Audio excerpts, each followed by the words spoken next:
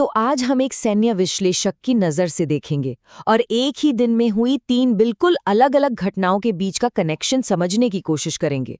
देखिए, पहली नज़र में शायद ये घटनाएं एक दूसरे से जुड़ी हुई न लगे, लेकिन जब आप इन्हें एक साथ रखकर देखते हैं तो ये दिखाती हैं कि अमेरिकी नौसेना के अंदर कितना बड़ा संकट चल रहा है। ये लाइन असल में इस पूरी सिचुएशन को एकदम सही तरीके से बयां करती है। ये एक पहेली की तरह है और आज हम इसके टुकड़ों को एक एक करके जोड़ने वाले हैं, ये समझने के लिए कि एक ही दिन में हुई ये 3 बड़ी घटनाएं सिर्फ एक इत्तेफाक क्यों नहीं थी। जरा सोचिए, एक ही दिन में ये सब कुछ हो रहा है।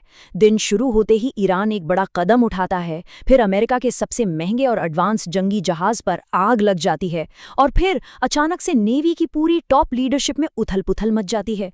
ये सिर्फ एक बुरा दिन नहीं था, ये तो बस एक शुरुआत थी, एक बहुत ही परेशान करने वाले पैटर्न की। तो इस पहेली का पहला टुकड़ा है बाहरी खतरा, मतलब ईरान की तरफ से जो सीधी चुनौती दी जा रही है दुनिया के सबसे जरूरी समुद्री रास्तों में से एक पर।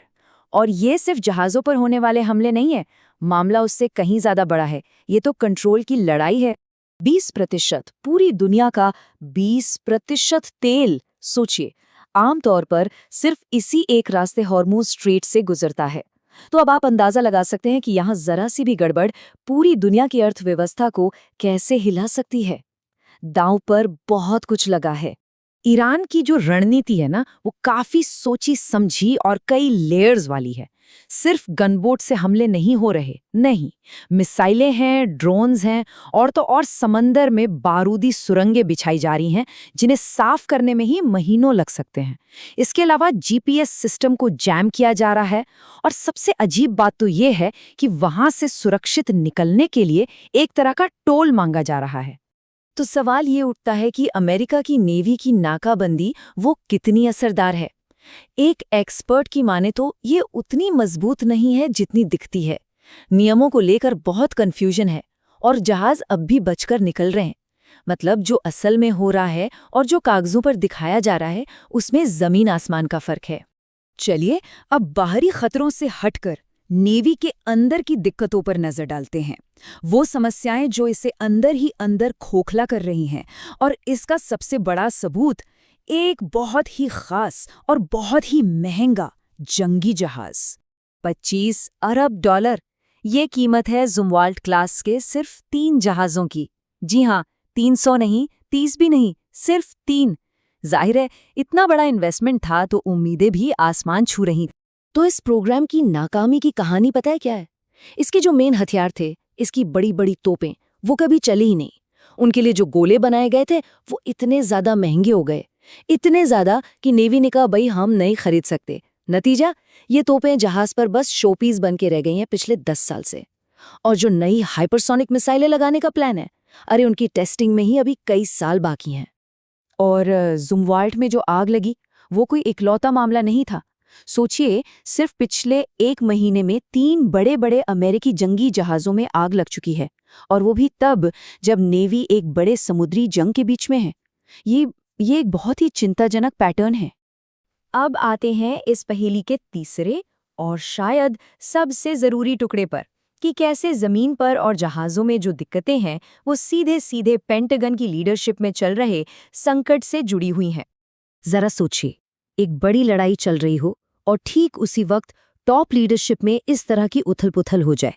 Chairman, navy secretary, army chief, एक एक करके सबको हटा दिया गया। मॉडर्न अमेरिकन मिलिट्री हिस्ट्री में जंग के दौरान ऐसा फेरबदल शायद ही कभी देखा गया हो। और लीडरशिप में जो कन्फ्यूजन था, उसका अंदाजा बस इस एक बात से लगाइए। नेवी के सिविलियन हेड को पता है कैसे पता चला कि उन्हें निकाल दिया गया है? उन्हें व्हाइट हाउस फोन करके पूछना पड़ा कि भाई क्या ये खबर सच्ची है? मतलब टॉप लेवल पर कम्युनिकेशन और सिस्टम पूरी तरह से फेल हो चुका था। तो ठीक है, ये सब तो हो रहा है, पर इसका हम पर, एक आम इंसान पर क्या असर पड़ता है? क्योंकि आखिर में इन बड़ी बड़ी रणनीतिक लड़ाइयों का असर हमारी रोजमर्रा की जिंदगी पर ही तो पड़ता है। चलिए देखते हैं कैसे। सबसे सीधा असर, तेल की कीमतें। हॉर्मुज़ स्ट्रेट में जो कुछ भी हो रहा है, उसकी वजह से तेल की कीमतें आसमान छू रही हैं, और ये असर सीधा पेट्रोल पंप पर दिखता है, जहां दाम लगभग 36% तक बढ़ गए हैं। और बात सिर्फ पेट्रोल डीजल पर खत्म नहीं होती। देखिए, तेल की सप्लाई में जो भारी गिरावट आई है, उसका असर अब खाद यानी फर्टिलाइजर के प्रोडक्शन पर भी पड़ रहा है। क्यों? क्योंकि खाड़ी के देश इसके बड़े प्रोड्यूसर हैं। और इसका सीधा मतलब ये है कि आने वाले सालों में खाने पीने की चीजें भी महंगी हो सकती हैं। तो जो कहानी एक तेल के संकट से शुरू हुई थी, वो अब खाने के संकट में बदल सकती है। और ये सब हमें इस लड़ाई के सबसे बड़े विरोधाभास तक ले आता है, एक ऐसी गुत्थी जिसका कोई आसान हल नजर नहीं आता। यहाँ देखिए खर्चे का फर्क। ये एक ऐसी लड़ाई है जिसमें पैसों का हिसाब किताब एक तरफा है। ईरान कुछ $1000 की स्पीड बोट या बारूदी सुरंग इस्तेमाल कर रहा है और अमेरिका को इनसे निपटने के लिए करोड़ों डॉलर फूकने पड़ रहे हैं। ये एक ऐसा गणित है जो लंबे समय में अमेरिका के लिए बहुत भारी पड़ने वाला है। और मजे की बात तो ये है कि अमेरिकी नेवी खुद अपनी ही थ्योरी में ये बात मानती है। उनका अपना सिद्धांत कहता है कि भविष्य की लड़ाइयों के लिए बड़े महंगे जहाज़ों की जगह छोटे, तेज और नेटवर्क से जुड़े जहाज़ों की ज़रूरत है। लेकिन जैसा कि हम आगे देखेंगे, उनकी कथनी और करनी में बहुत बड़ा फर्क है। और ये है आखिरी और सबसे बड़ा विरोधाभास। एक तरफ नेवी कह रही है कि हमें छोटे फैले हुए प्लेटफॉर्म चाहिए, और दूसरी तरफ उसे एक बहुत बड़ा 20वीं सदी का युद्धपोत डिजाइन करने को कहा जा रहा है। ये जहाज नेवी की अपनी ही 21वीं सदी की रणनीति के एकदम खिलाफ है। ये एक ऐसी अजीब स्थिति है जो नेवी को दो अलग अलग दिशाओं में खींच रही है। तो आखिर में हम इस एक सवाल पर आके रुक जाते हैं, क्या इस जंग का कोई असल अंत है भी? शायद असली सवाल ये नहीं है कि कौन जीत रहा है या कौन हार रहा है। शायद असली सवाल ये है कि क्या किसी के पास भी इस लड़ाई को ख़त्म करने का कोई प्रैक्टिकल रास्ता है? ये वो पहेली है जिसका जवाब आने वाले कई सालों तक इस इलाके और पूरी दुनिया पर असर डालेगा।